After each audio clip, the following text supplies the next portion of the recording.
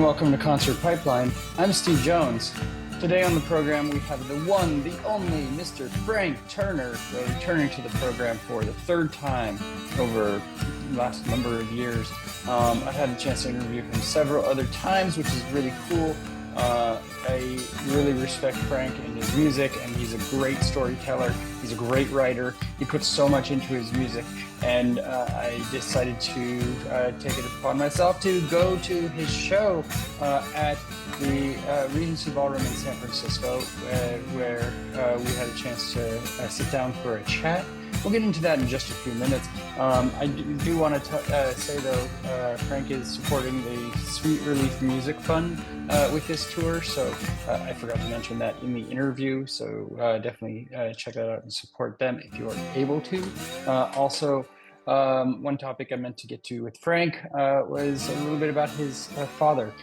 It being Father's Day and all right now, when I'm recording this, he's written a handful of songs about his father, including Father's Day, Fatherless, and Miranda. And so that was a topic I intended to kind of bring up, being as we're at Father's Day right now, but didn't get to it. So maybe next time we have a chat, we will talk about that. But it was a really fun interview. Regency Ballroom. We'll get into that in just a few minutes, like I said. Before we do, let me recap kind of what I got going on in my world. Things are super busy. I just went and saw Yellow Card and Third Eye Blind last night at Shoreline Amphitheater, which is freaking far away for me. It's like an hour and a half away. So it's a pretty hefty drive, but I was committed. I wanted to go to the show, and I think I'm going to probably use that on the next week's episode or something, that content, so I won't talk about that too much other than it happened. An enjoyable show overall. But something else I did this weekend, I took my son out kayaking. He's never been kayaking on his own, and it's been years, probably like 4 or 5 years since I kayaked with him in my kayak. And so he wanted to go. We were looking at kind of excursions that for our upcoming cruise that we're going to have down in Ensenada. One of them that is age appropriate is kayaking, and so he wanted to give it a try. So I took him up to Lake Berryessa, where I like to kayak, and brought a little kayak that I have that was my daughter's until she stopped using it again about 4 or 5 years ago. But I figured it would be a good size for him to try out and see if he is into kayaking. And so we got out on the water, and there's a spot that I like to kayak out to, an island where it's pretty secluded. It's 3/4 of a mile from the shore, and so not many people go out there or anything. And it's just quiet and peaceful. It's kind of like my own little spot. And I've taken the kids out there once or twice, a couple of times over the years. A lot of times I go myself, and just relax and have a beer, and bring the dog out sometimes in the kayak and take her out there. But this time I took my son just to the lake. I had no intention of going out to the island or anything, because that felt like pretty far for him to go. And we get in the water, and he starts paddling, and there's a closer island that's much closer. So we start at that and just kind of dock at that, but don't even get out of our kayaks. And he's like, okay, now on to the other island that you go to. And he's like, nope, we're going to do it. And no quitting. We're going to do it. And the water was calm and relaxing. And so I was like, okay, I'm not going to tell this kid not to do something that's going to challenge him and that he'll appreciate. Yeah, let's do it. Okay. We did it. We kayaked. He didn't quit. He had some trouble with navigating his kayak a little bit in the right direction at first, but we got out there. We got out to the island and had a snack and paddled around, and he swam a little bit. And then we start to head back, and it's getting windy by that point.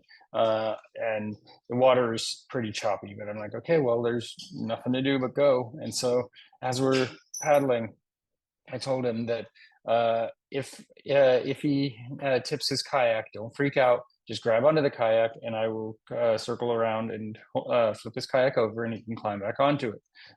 And so not 10 minutes later, probably, he flipped his kayak and and held on to it, was a champ, and I flipped it back over. He got back in it.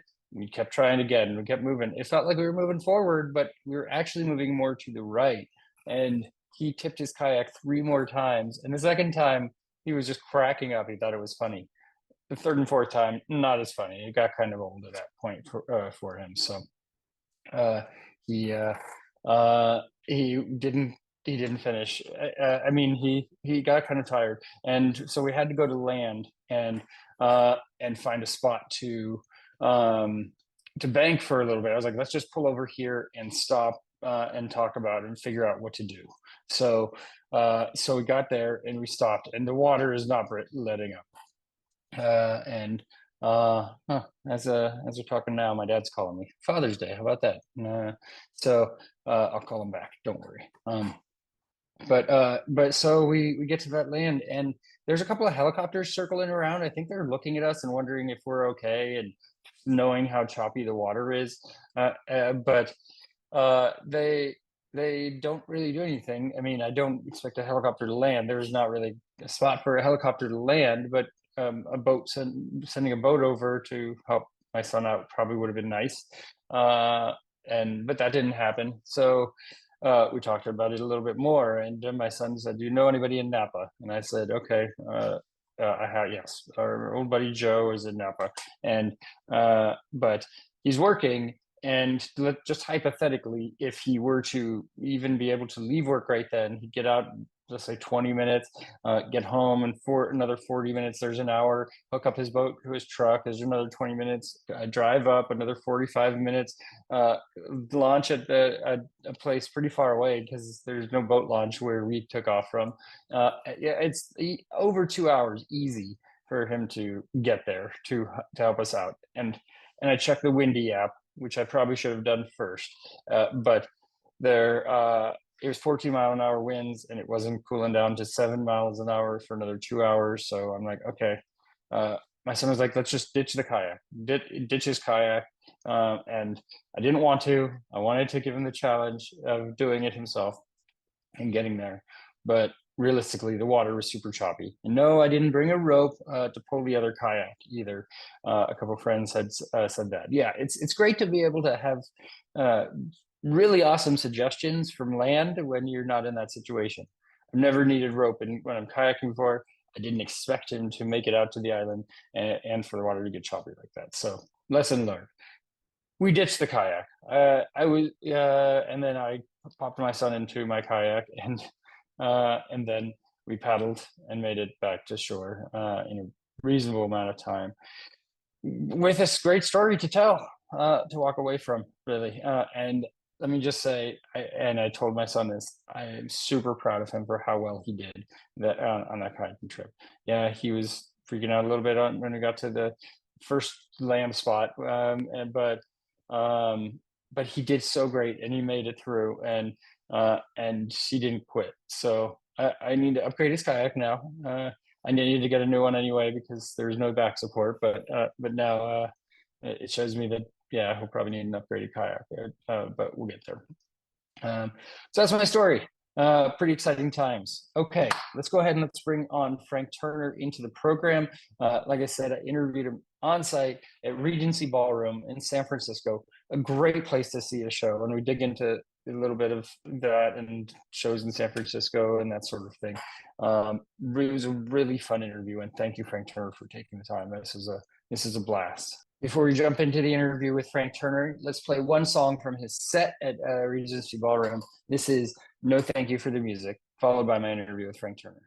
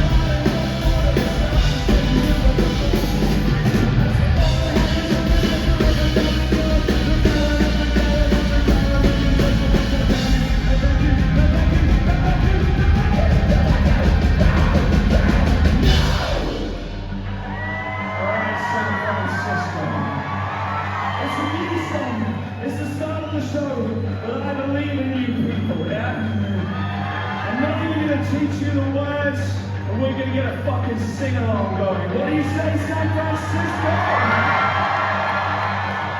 And at the end of the sing-along, we're all gonna go fucking crazy. Are you ready? Coming out of the game, my team for too long here, something that the kids have fans. So chill it through this little body off and leave the gatekeepers to go on. I don't want to be in your bed. I don't want to be in your bed. I don't want to be in your bed. I don't want to be in your bed. Come on! I don't want to be in your bed. I don't want to be in your bed. I don't want to be in your bed. I don't want to be in your bed.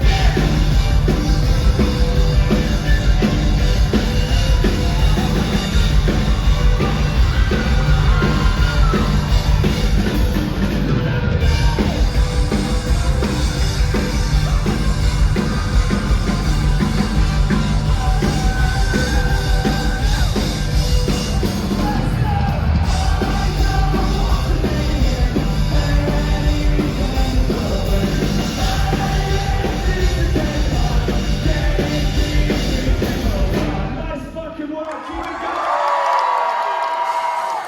going! Not too bad. We were in Red Bluff, California yesterday for a day off.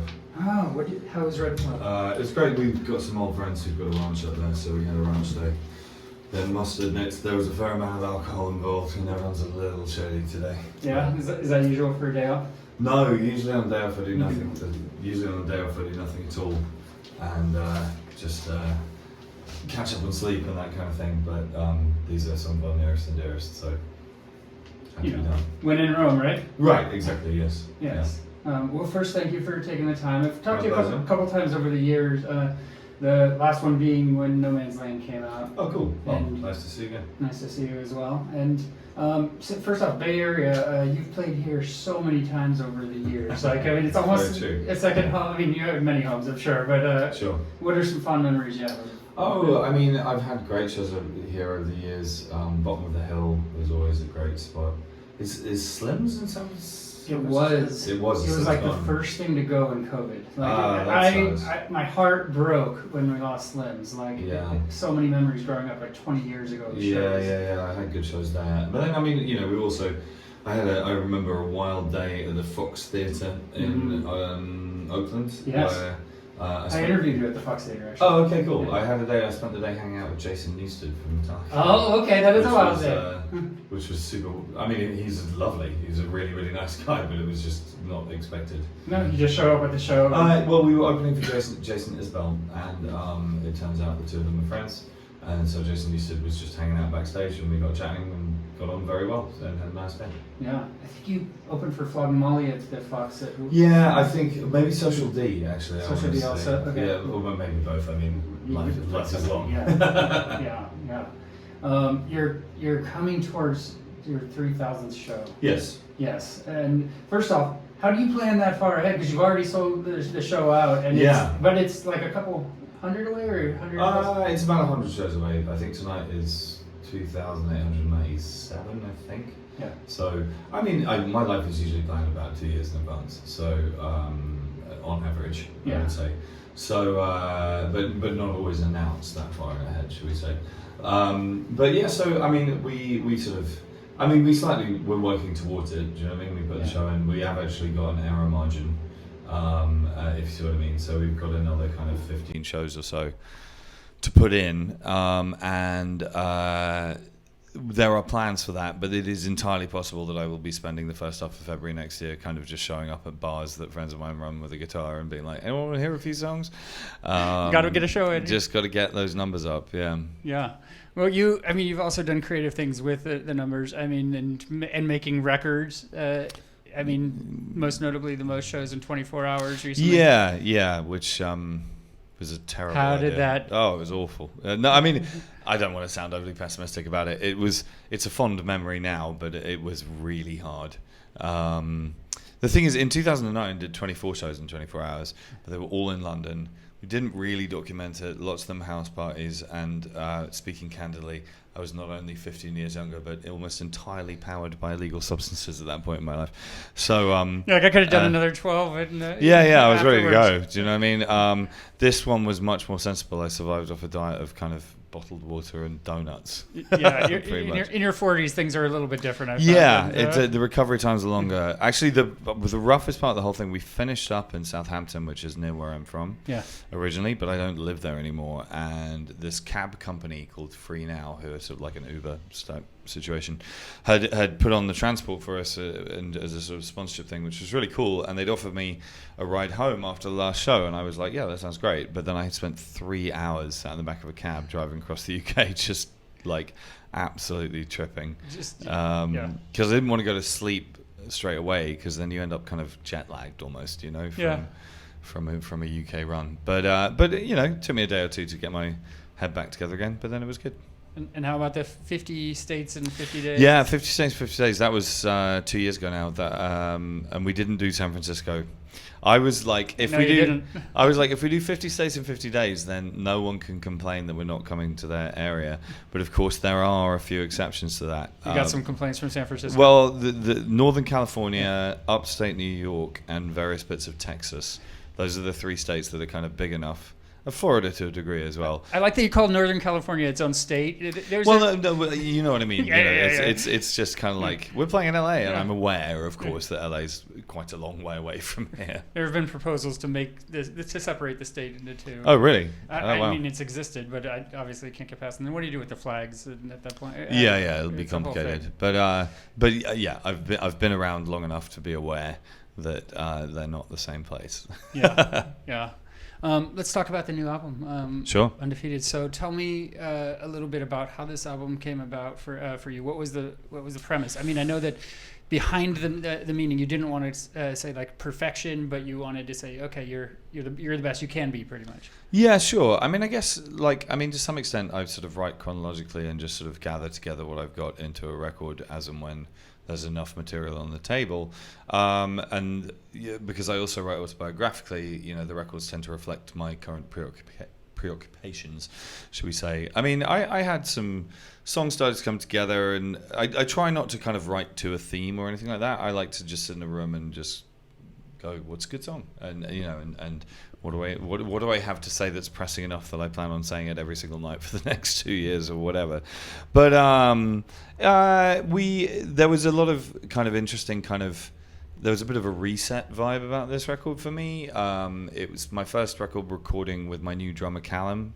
He's been in the band for 4 years, but he didn't play on FTHC because he was sort of in the middle of joining the band then, and we got Elan from Nine Inch Nails played drums on that, which was amazing, I might add.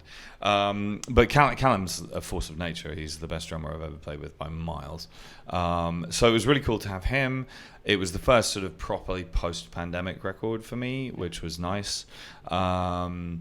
It's a first record with a new label setup, which was really cool, and it's the first record that I've produced myself, which was quite a big deal actually. And like somewhere in there, one of the biggest influences on the record was, so I moved out of London and I built a recording studio in my garden, and my initial plan for that, which I did, was to record other bands. That was a COVID thing. Like you're just like, okay, this isn't slowing me down. You don't slow down. No, not often. Well, I needed a hobby during COVID, so I started learning how to audio engineer basically, and how to work compressors and microphones and stuff. But so I built a studio, and I spent sort of a few years recording kind of local punk bands in the new area where I live. Which was really fun, and getting my eye in technically and all that kind of stuff. But also, I think the thing about it that was cool was, there's a moment in every rock musician's life when they buy a leather jacket and start complaining that rock music's boring and run out of ideas, and it turns out they're really talking about themselves. The best kind of tonic for that outlook is to work with younger bands, I've discovered now, because if I love being a producer. It's fantastic to help a band realize their vision. It's a slightly different form of creativity, but just being in a room with lots of kind of 22-year-olds who are full of piss and vinegar and making their first record was really inspiring for me, because there's so much kind of freshness and aggression and excitement to it, then it kind of made me go, oh yeah, this is cool. Like, and you know, I just didn't want to. I think by the time you're in your 40s and making your 10th record, everyone's expecting the kind of Cardigan album. You know what I mean? The sort of the comfy shoes album, and I didn't want to do that anyway, but being around lots of bands like that was very kind of reinvigorating for me. Did they seek you out? Did you seek them out? Like, how did you? Generally, they sought me out. I mean, the thing is, like, it's an interesting thing because I am new to the world of engineering and mixing and stuff, and I've arranged every record that I've made, but I haven't set up microphones and checked phase correlation on drum kits and stuff like this. So, you know, I didn't want to kind of just try and be all fucking Billy Big Bollocks about it and just be like, yeah, you know, I'm going to go and try and make a record with, you know, Bastille or something ridiculous like that. So I wanted to just start small and start humble with it. And but the place I've moved to, the local town, there's a really vibrant punk scene coming up. So I just sort of started some conversations there, and people started asking, and it came together. And I'm really proud of some of the records we've made. In particular, there's a band called the MEFs, MEFFS, who first of all I think are fantastic. I did their first album in 2021, which was pretty early doors for me as a producer. But we've just done their second record. The first single is out from it, and I think it's the best thing I've mixed. Nice. That's awesome. Even above your own music now, because you're pretty. Well, because I've not mixed. So I didn't mix the new record. Okay. My friend Tristan mixed it. So. Okay. But producing this album, like, what approach? What changed for you with the producing of the album? I mean, I guess it was. I felt very in control of it. I mean, I'm not saying that I'll never work with a producer again, but you know, because sometimes a producer's job is to push you out of your comfort zone and that kind of thing. But like, to get technical for a second, with the way that technology is now developed, we're able to multi-track record sound checks and stuff. So we tend to kind of work on arrangements for new stuff while we're on tour, and then I can fly them into my laptop and start, you know, chopping stuff up and moving it around. And you know, we reached a point with FTHC, the preceding record, we demoed it in incredible depth. And then in the studio, we were basically just kind of replicating the demos, but we were also paying a producer to sort of clap when we did it right or whatever. You know? I mean, I don't want to do Rich Custody down. He's an incredible producer, but like by the end of that process, it was a bit kind of like, I can do that. You could do it. Yeah. And so the conversation came up about who was going to produce what became Undefeated, and it was like, I don't need to pay somebody a ton of money to sit in the corner and clap when I get it right. 10th album, you've been around the block a couple times, right? You know, and I had a very clear vision of what this record was going to be like, and you know, I've been playing, Callum aside, I've been playing with the guys in my band for a very long time now, and I know everyone's strengths and weaknesses and stuff, and it was really good. It was an exciting process. Yeah. And so I noticed a couple of trends. So on the album, you mentioned being 15 twice. So you're like writing a letter to your... there's a ghost of a concept album haunting this record. There was once upon a time it might have been a concept album. Quite glad it isn't. I'm sure everybody is. But the idea was, I mean, 15 was a really pivotal year for me. You know, I started going to hardcore shows. I put out a zine. I went straight edge. I lost my virginity, all this kind of thing. Do you know what I mean? So it was a big year. And but it's funny, I sort of the song Ceasefire is the main sort of hangover from that. And it is this thing of like, you know, when I was a kid, I was very forthright and angry and sure that I knew the answers to everything. But I was also, I got sent away from home when I was 7 years old and saw my parents twice a year for the rest of my childhood, and hated it, loathed it, and that kid was very sort of angry and hurt, I think would be the word.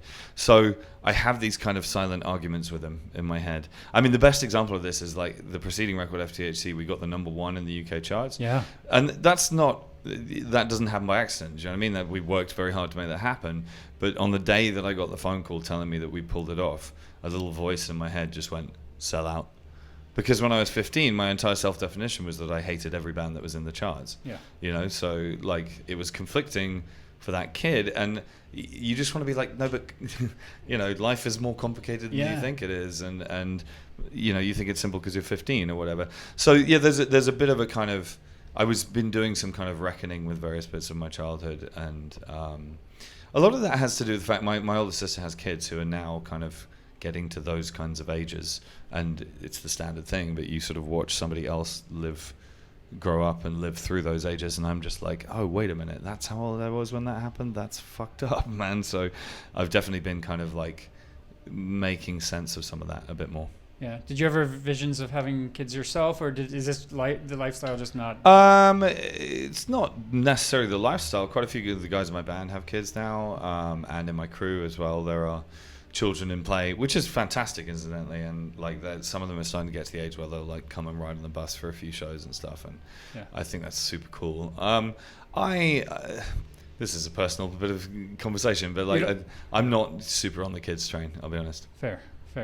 Also on the album, a track that I like, Pandemic PTSD. Thank you. And so tell me, I mean, obviously we all had a pandemic experience. But, Sure. I mean, but what stemmed that for you? I guess the thing is, like, so I wrote and recorded and released an album in what was broadly the pandemic years, you know, and it was a record that, aside from the fact that I'd moved house, it didn't really discuss the pandemic at all.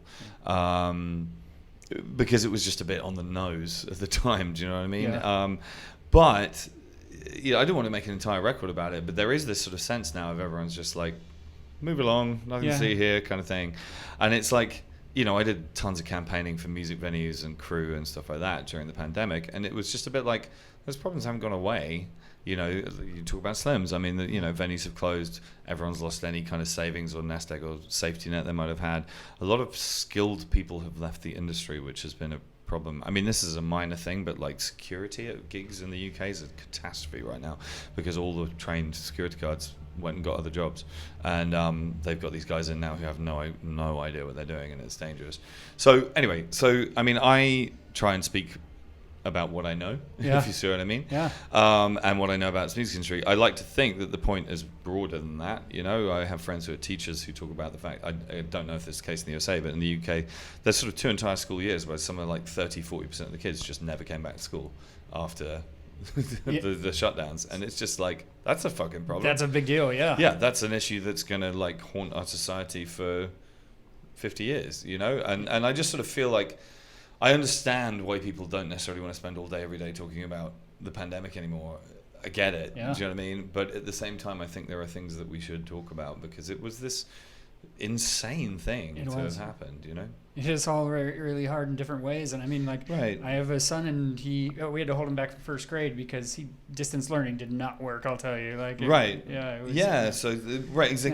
And you know, and there's just so much of what's happening in our politics right now, or our economics. I mean, like inflation, it's just like we turn the economy off again like 4 times. I mean, do you know what I mean? Like there you go. But so yeah, there's a lot of issues I think that I just think we could talk about a little bit more. The other thing about that song actually quickly is so my wife is doing her doctorate in counseling psychotherapy, and I'd written the first verse and chorus of that song, and she sort of heard me play it, and she was like, you know, PTSD has like a proper definition, and it's not just a colloquial term, and you should be gentle, you should be mindful, I think, of that fact. So she went out one day, and I snuck into her office and found the DSM, the Dictionary of Psychological Terms, and looked up the definition of PTSD and discovered that I could effectively crowbar it into the song. So the middle eight of that song is the DSM Dictionary of post-traumatic stress disorder. It doesn't surprise me. And I played it to her when she got home, and she was like, "That is not what I meant." That's not it. Yeah, that was not my. It's point. very on the nose. Yeah, right. Yeah, but I enjoyed it.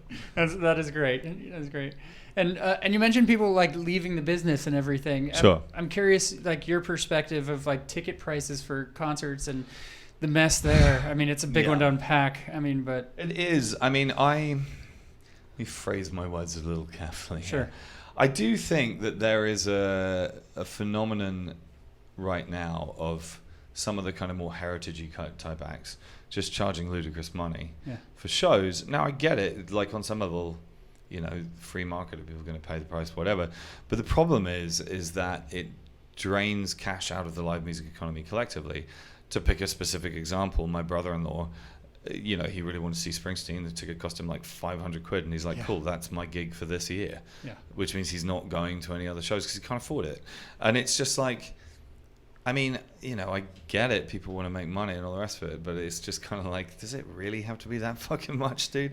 And like, we're on a $35 ticket tonight, and I'm proud of that. So, and I'm still. And you have 4 bands. Yeah, and I'm making a living. Yeah. Everyone's making a living. Everyone's getting paid. So, you know, it is doable to do it another way. I mean, ultimately, I suspect the answer to this question is that, like, I control the things that I can control and try and do them the right way. Yeah. I mean, sidebar, the whole world of discussing ticket prices is a minefield anyway, because every time I put a tour on sale, 50% of the people email me and go, God, that's so expensive, and the other 50% email me and go, wow, it's so cheap to come to your shows. Yeah. And I'm just like, which is it? You can't yeah, do you know what I mean? Like, you can't fucking win. But I also thought the dynamic pricing thing they started doing, some people have started doing, is just catastrophically bad idea. I understand that people are trying to combat ticket touting and so on and so forth, but that does not seem to be an effective solution to that problem to me. But, you know, each band can make their choices about how they present what they do. I guess to go back to a little bit to what we were talking about before, one of the things that I've kind of noticed is that there's kind of, there's like 2 academic years, I guess you would put it, of kids who did miss the bit where you sort of find out about going to gigs. Yeah. Because it was the pandemic or whatever. Right. So my nephew is like 16, 17, and his view of gigs is like, you pay 300 quid to go and see Olivia Rodrigo, or you watch TikTok. And I'm like, there's another option, which is you go and pay 15 quid to go to your local venue and you see a cool fucking band. Local, yes, exactly. Yeah, you know, and shows. you might see the next fucking Oasis on their way up, or you might see the worst band in all history, which would be quite funny. And either way, you're like, getting to a show, you're supporting bands. Yeah. Do you know what I mean? And but it's also just a physically different experience to be in a small venue as it is to be in an arena. I fucking hate arena shows. Oh, yeah. I actually had a funny thing a few years ago that I'd never been to an arena show before. I'd headlined an arena tour. Really? Yeah. That's awesome. And then I went to one and was like, this is horrible. We're not doing that again. So Show 3000, which you mentioned earlier, for example, is at a place called Ali Pali. And the reason I love Ali Pali, Alexandra Palace, Ali Pali. The reason I love that place is it's the largest all-standing venue in the UK. Wow. So because it's just, I went to see the National, great band, but it was just like just sitting in some fucking sport bleachers, getting told off for standing up by going a high-vis vest and paying 12 quid for a beer and all this shit, and it was just not the way to see a rock show. Yeah, it was utterly devoid of atmosphere to me. But again, each their own, you know, like whatever people want to do, and I'm aware that there are certain types of bands who sort of have to play those kinds of shows, but I have a different taste, should we say. Yes, that's fair. And it's a tough thing. Like, I mean, because there's some of it's nostalgia. Like, I like the smaller shows as well. Sure. I like club shows. I mean, places like this even are good. But like Green Day doing their 30th anniversary Dookie. Sure. It's like a one-time thing, but sure. $900 for a floor ticket compared to, I'm like, I was in that exact same spot 20 years ago when they did American Idiot, and it's... Yeah, you know, a friend of mine, a music journalist, wrote a wonderful piece the other day about the fact that none of the characters on the album Nebraska could afford to go to a Springsteen show right now. Yeah. It's just kind of like, yep. Yeah.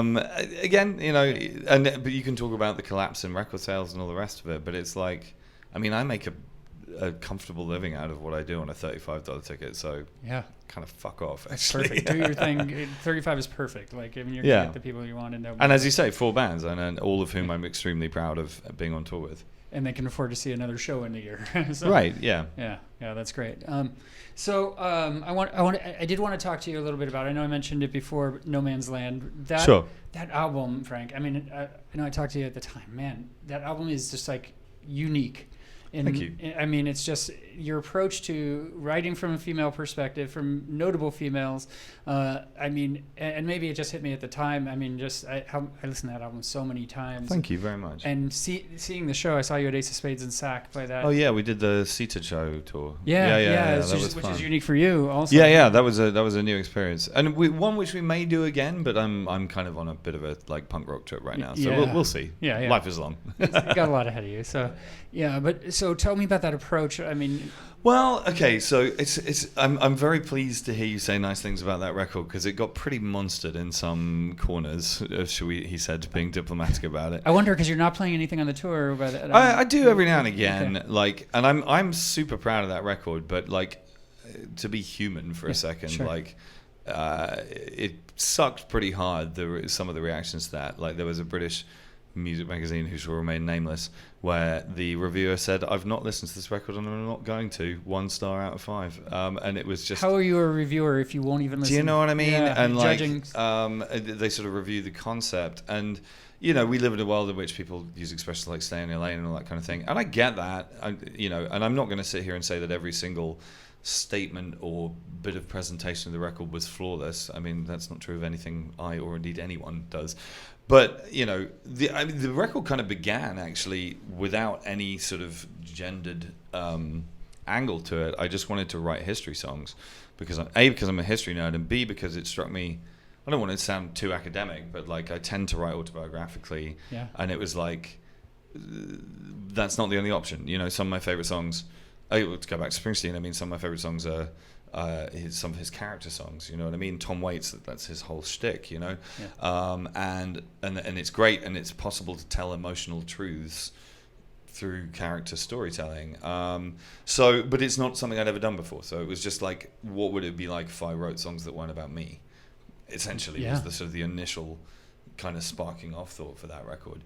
And then it was like, as I say, I'm a total history nerd, and I've always got these sort of like folded down pages in books where I'm like, that story's mental. I was reading one the other day about a French sailor who got marooned in Hawaii, ended up walking from Kamchatka to Moscow, becoming a painted man in a circus. All this is a crazy story, and it fires my imagination. You know what I mean? And then I got sort of my sort of conditions, I guess, for the characters I would choose, is I wanted to write about people that most people would not have heard of, but who I thought could bear more regard, should we say. So, and then I got sort of 4 or 5 songs into the record, and they were all about female historical figures, and there's an obvious bit of politics in that about our historiography and about what gets remembered and written down and all the rest of it. So I pursued that idea. But like I say, I mean, I'm sort of waiting for a contrarian journalist to write a piece in 10 years' time saying it's my best record, and I'll be up for that. But in the meantime, I mean, it's funny, and I consulted with my wife about it a lot to sort of check that I wasn't sort of being a dickhead. And, and we made a podcast explaining all the songs. Every episode, you put so much into that album. I mean, yeah, totally. So it's sort of like I say, it's a slightly painful subject for me at times, I'll be honest with you. Does it make you not want to go there again? And I mean, I wouldn't want to do the exact same thing again, simply because I kind of did that. So on we go. But not necessarily that, but right from a different perspective. Yeah, I did enjoy it. It was a challenge. I mean, it's funny because sort of necessarily, they're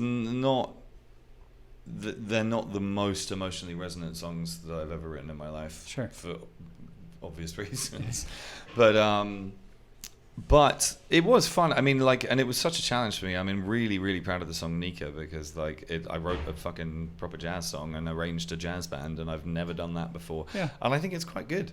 So there's definitely bits on that record that I am super proud of and I really like. And I had a wonderful evening a while ago, hanging out with some Greek Orthodox people and discussing the hymn of Cassiania, and they were like, "Good job." So that was validating. Well, I'll give you another good job, and thank you. And the show was special too, because and for me, I mean, I took my daughter, and we had just come from her grandmother's celebration of life, straight to the show, and and so it was, it's a memorable evening. One of them. Okay, thank you. Yeah, the kind of the second half of that show, the kind of seated storytelling, slightly different versions of songs thing, was really, really fun to do, and interesting, and I think there were some special moments in that set. I will say that playing 2 shows in one night, every night on that, was a little much at a certain point. Yeah, you're like, okay. Not perhaps my best idea. You did it. You have to do it to figure this out, right? Yeah. So you've written a couple books. Yes. And tell me about your process with writing the books. The Road for My Feet, first about touring, and kind of your approach to kind of encapsulating all that in that platform. I mean, The Road Beneath My Feet, just sort of, I started writing that book largely because I realized I was starting to forget stuff. I have a reasonably steel trap mind for show details, but it's not infallible, and once you get north of like 2,000 shows, it's just like, Jesus Christ. And I just wanted to kind of make sure I'd kind of remembered stuff, and just started jotting some ideas down, and then spiral out of control. Yeah. And he goes up to Wembley, which was kind of the point, because it's got a kind of narrative arc. It starts with me playing to like 2 people in a bar and finishes with headlining an arena show. Happy days. People asked me a lot if I would write a part 2. I don't know if that's your next question. No. But, and for a long time the answer was no. I have been sort of chewing it through a little bit, but I would need, as I say, to sort of have that kind of narrative arc somewhere in there, or a driving kind of motor to structure it around, and I haven't thought of that yet. It's important to kind of to chronicleize that, but a lot of people don't slow down enough to do that. You know? Yeah, and I mean, I've always loved. I mean, one of my favorite things ever is the fact that Ben Franklin never finished his autobiography because he was too busy, and that is the most fantastic testament to a life well lived. I think exactly. Don't waste time. Yeah, right. You know, I mean, I have not written an autobiography as yet, and don't have any immediate plans to do that. There's a part of me that thinks you either need to be in your 70s or have won an international war before you can pull that off. But maybe one day. I mean, the other problem I have with it, to be 100% honest about it, is that, like, I wrote the book and it came out, and 2 other books came out around the same time. One of them was by, do you know Franz Nicolai? Do you know what I mean? Name's familiar. He was in Hold Steady, World Inferno Society. He does solo stuff as well. He was in Against Me for a time. Oh, too. okay. Very dear friend of mine. And he published a touring book called The Humorless Ladies of Border Control. And also, I can't remember his surname, but James from the Pogues wrote a memoir about the Pogues. And both of them was, just in terms of the prose, was so much better written than my book that I read them with shame in my heart. The Road Beneath My Feet kind of works because it's essentially just anecdotage at length, but like in terms of kind of prose styling, it made me shamefaced. So like if I was to do more writing, I might well go back to school for a creative writing class or something first, so I can learn how to do it properly. Well, you did try this at home, and yes. And did you feel like you learned from the first time? And yeah, definitely. It's a slightly different structure, obviously, and I think it ended up being a slightly more esoteric book, like a more selected in its appeal, shall we say. And I think there was a small part of me that had mixed feelings about the whole business of explaining songs, because on some level I don't think you should, or at least part of me thinks that. But it was fun to write and to get a lot of that stuff down, and I've had people say that it's kind of either inspired them to start songwriting or has assisted with their process or whatever, and that's gratifying. Yeah, for sure. NOFX. Yes, you did a joint album with them, but I mean they're in the process of wrapping the NOFX chapter, I guess you'd say, and you've made some posts recently about them. And tell me kind of their impact on you. And oh well, so I'm of the generation where Dookie and Smash were the two sort of, this was the 1-2 punch that got everybody who was going to get into punk rock. I had the Pistols' first album, well, Never Mind the Bollocks, and the first Clash album prior to that, but that was music being released now. This is my generation, or whatever word you want to use. But I feel like there was this kind of filtration process with that scene. Like for every 10 kids who listened to Dookie and Smash, maybe 5 of them would get NOFX records, and then maybe 3 of them would get to Descendants, and maybe 1 of them would get to Black Flag. Yeah. You know what I mean? So it kind of like it thinned the herd as things went along. But NOFX were kind of like the band you got into after those two, kind of thing, at that period of time, and I just loved them, and I still do. Just think they're a phenomenal band. We became friends in 2010, I think it was. I ended up playing Decline on guitar at a festival in the UK, which was the biggest deal for me, because I love that band so much. And then Mike and I became really close friends. And then when he asked me to do the split in 2019, I thought he was joking. I was just like, shut the fuck up, man. Like, the only other band that's done split with NOFX is Rancid. Yeah. And it's just like, I just didn't think it. The thing is, right, if two musicians are friends, right, you tell each other you like their stuff. Sure, yeah, because it's great, yeah. Good job, man. Like, love your stuff, man. I mean, it would be borderline sociopathic not to do that. And I have to say, actually, that now that I know him better, I think that the one person who would do that would be Mike. Yeah. He would just be like, yeah, I hate your fucking songs. But anyway, we met, we became friends. He kept telling me he loved my stuff, and I just took it all with a pinch of salt. Of course he's going to say that. We're hanging out. Yeah. And then he suggested the split, and I was just like, fucking hell, okay. And I had a great time doing it. It was really fun to do, and I'm really proud of it. it's so meaningful to me and moving to me to hear my songs played by NOFX. You know, I mean, it's difficult to overstate how fucking insane that is for me. You would have never imagined as a kid, like, right, you know.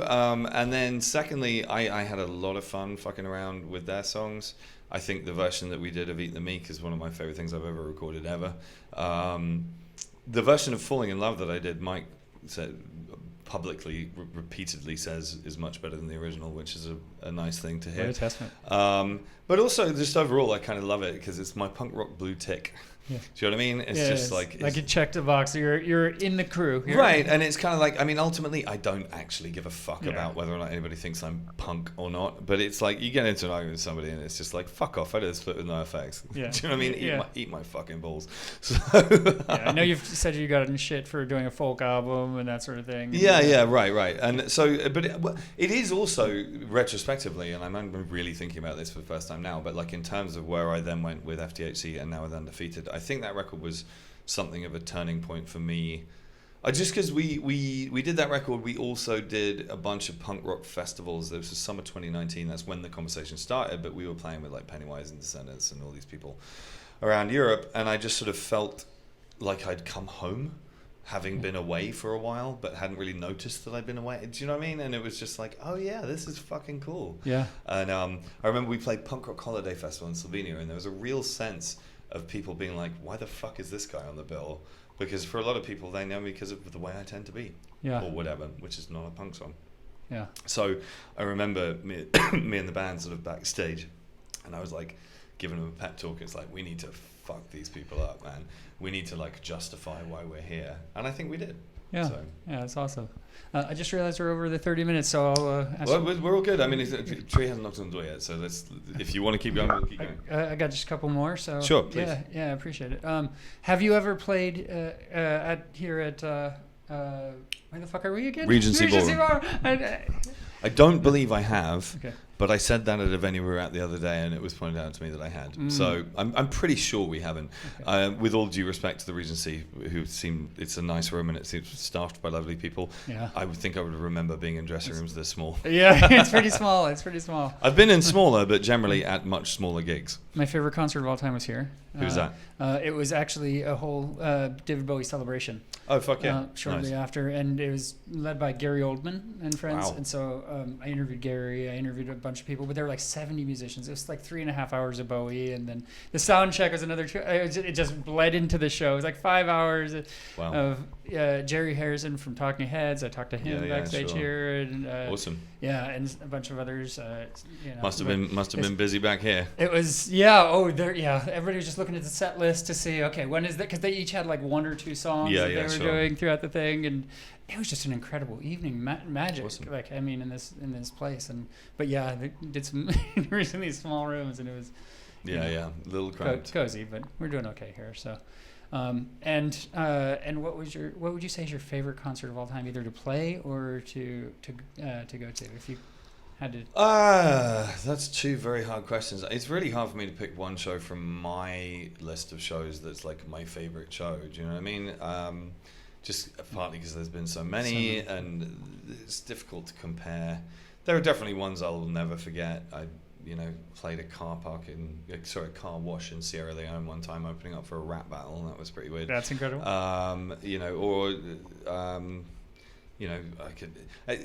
It would be too simplistic to say like when we headlined the O2 in the UK and did 14,000 tickets or whatever.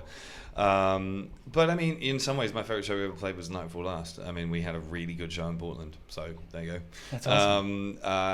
But in terms of favorite shows I've seen of other people, I mean, again, it's tough. It's difficult to compare between shows. I saw Godspeed You Black Emperor more times than any other band when I was growing up. They were my absolute favorite band in my kind of late teens, early 20s, and some of the shows I saw for them were unfucking believable.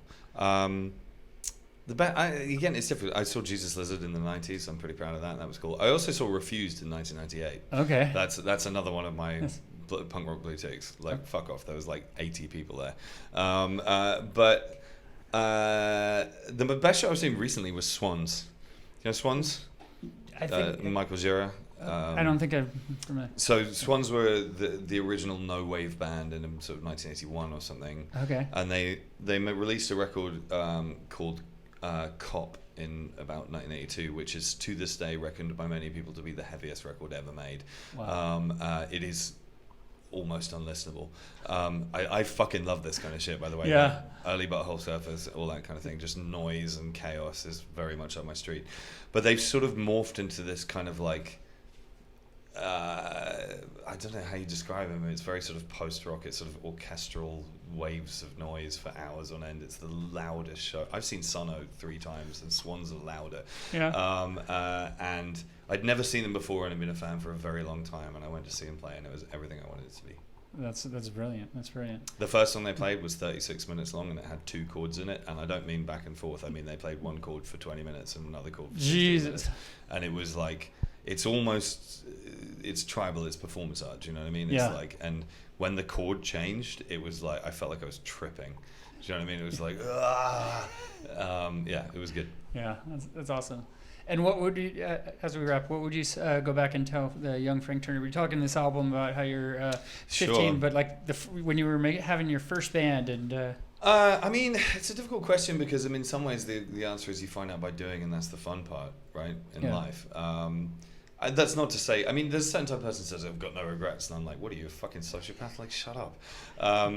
You know, I would tell younger me to be more considerate to people from time to time. I would tell younger me to stretch. Yes. I've hurt myself so badly on more tour. recently because you're getting older. But but it's also just basically I didn't do any sports at school. I fucking hated sports, and then I always wanted. Even I was in punk bands, but even when I started doing this, like I always wanted to play shows like We Were Sick of It All, or The Chariot, or something like that, you know, and just really just like throw ourselves around the stage, which we do. And after about the first decade of that, my back went badly, and when I was getting fixed, I had an operation the whole 9 hours, and the physiotherapist was like, so what's your like stretching warm-up routine? Yeah, I don't. Because he'd been watching videos of me do shows. Yeah. I was like, the fuck are you talking about? And he was like, you're effectively an athlete. Do you know what I mean? He was like, you should be stretching before shows. So now I do a half-hour stretching routine before we play. But if I'd started sooner, things would suck less. Wouldn't have needed the surgery, maybe. Yeah, which would have been nice. Yeah, awesome. Well, Frank, thank you. Dude, thank you for your time, man. It's been a good time. Appreciate it, and I'm looking forward to the show tonight. Thank you very much. That was my interview with Frank Turner here on Concert Pipeline, and that takes us to the final segment of the program, the music news.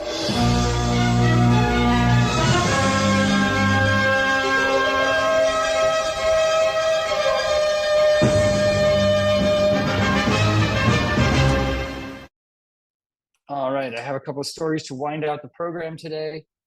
First, let's start with the Rolling Stones. They showed how to age wonderfully, ungracefully at Cleveland Browns Stadium show. And they played the stadium for the first time, or they played Cleveland for the first time in 2 decades and put on a show to remember. And Mick Jagger referenced the band's first full show in the Forest City 6 decades ago. It was pretty empty, but still rowdy, he said of the 1964 public auditorium show.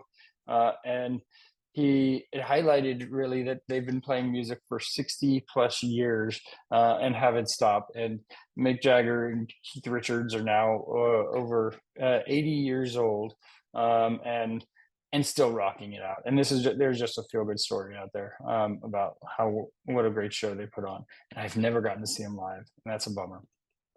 But maybe there's still time. I don't know. Stadium shows are pretty expensive and very difficult, and I don't know. I don't usually navigate to them, so I might not get a chance. But that was super cool. All right, Sean Diddy Combs returned the key to New York City in response to the video of him attacking singer Cassie. He's request from Mayor Eric Adams requested the key back in response to the release of a video showing him attacking R&B singer Cassie. Let's see, the mayor's office said Combs returned the key after Adams sent letters to the musician's office in New York and California on June 4th, rescinding the key and asking for it to be sent back to City Hall. The city received the key on June 10th. So it took him about a week, a little less than a week to get the key back. to its rightful owners. Obviously, things not too good in the Diddy camp these days. Adams wrote that he was deeply disturbed by the attack, adding, "I strongly condemn these actions and stand in solidarity with all its survivors of domestic and gender-based violence." A lot of accusations of sexual abuse, as well as a federal criminal sex trafficking investigation that led to raids of Combs' mansion in Los Angeles and Miami. Let's just say, not a good time for him. All right. What it is a good time for is REM. They reunited at the Songwriters Hall of Fame ceremony, also honoring Timbaland and Steely Dan.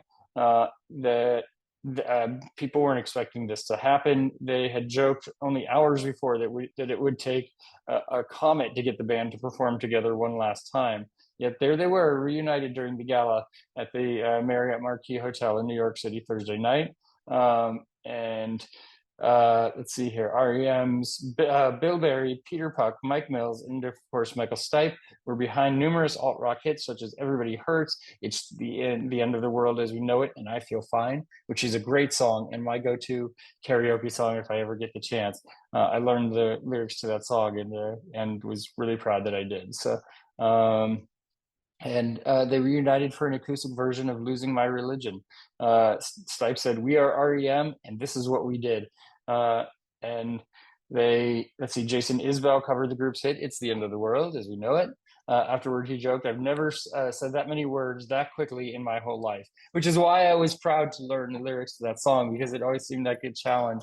And I was up to the challenge. And notably, after No Doubt and Gwen Stefani covered the song in 1999's on MTV to ring in the new year and the new millennium, I guess, as well. And Gwen had cue cards. I'm like, I could do that without cue cards. I wanted to prove that I could do it. And then I got the karaoke CD and I did it. So it's pretty cool. All right. So there's some other great stuff that went on that night, but we won't get into it. All right. Tom Morello talked about collaborating with his son on his first solo rock album. "I have a guitar player there who may be giving me a run for my money," he says. The Rage Against the Machine and Audioslave guitarist tells us about his upcoming single, what makes a great protest song, and the difference between working in a band and going solo. So let's see, it just comes days after he announced "Soldier in the Army of Love," the forthcoming first single from his first ever solo rock album.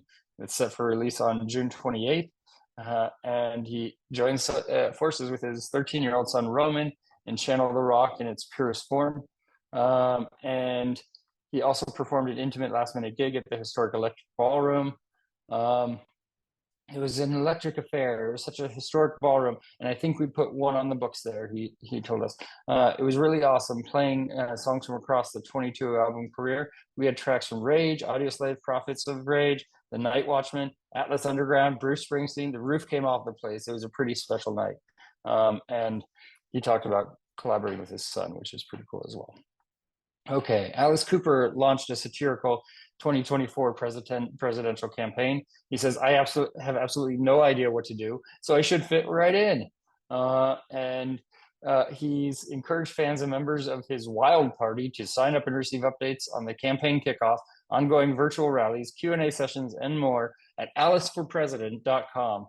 This is far from the first time Cooper has thrown his hat in the ring for the Oval Office. Indeed, he has run in one form or another every 4 years since the release of his 1972 single, Elected. So he did, for example, run simultaneously in 2016 for president and UK Prime Minister, including a manifesto that called for adding Lemmy to Mount Rushmore and putting Peter Sellers on the 20-quid note. So go Alice Cooper, go on, why not? Why not? I'll just say that. So that would be pretty funny. The Eagles have announced a Las Vegas Sphere residency. They're going to play 8 shows between September and October. So they're the next band to be filling the orb, so to speak. And they're going to have this 8-show stint. One day I will get to the Sphere. Not for these bands that have played so far. They're just not my favorite bands and not not something I would travel all the way to Vegas for, but there will one day be a band that I will travel to Vegas to see the Sphere, because it's one of those venues. It's just like, you got to go for the venue. Like Red Rocks in Colorado, I went there just for the venue. Saw Weird Al and the Colorado Symphony, but I went for the venue. So yeah, September and October, there's a handful of dates. You can check them out if you want to go see the Eagles. And lastly, Liam Gallagher dedicated cigarettes and alcohol to Dave Grohl at the London gig. They have kind of a bromance of sorts. They're big fans of each other. And Dave Grohl was letting loose in the crowd during the show in London, where the Foo Fighters frontman was spotted rocking out. And this was the final gig at the O2 Arena for Gallagher's band. And as part of this tour anyway. And he was pictured backstage with Grohl and Dave Grohl's daughters.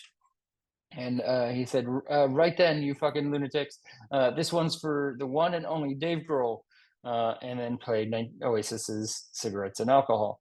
And then, let's see, Dave Grohl has also co-wrote and played drums on Gallagher's 2022 single Everything's Electric from his third and latest solo album, Come On You Know.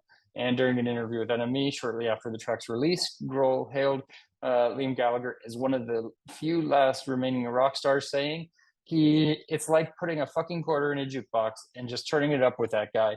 It's fucking great. Obviously, he's an amazing singer and he's a fucking rock star. So, and in response to that, Gallagher posted on Twitter, he's correct, the rest of them are useless.